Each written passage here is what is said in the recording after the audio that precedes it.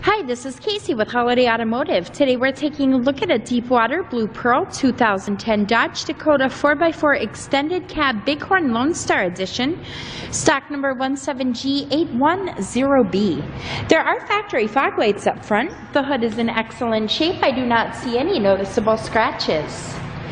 There is an alloy rim that is wrapped in a Bravo Maxxis tire.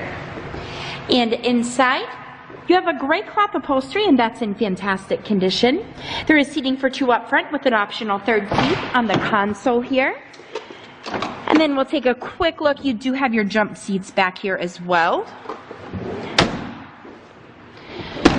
All right, and we'll take a quick look down the passenger side. As you can see, you've got this great 4x4 chrome bedside decal.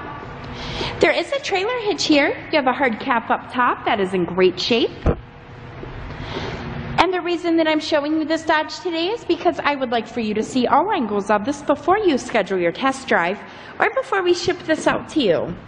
On the driver's side door, you have your usual power amenities. On the left side of the steering wheel and the right-hand side, you've got cruise control buttons.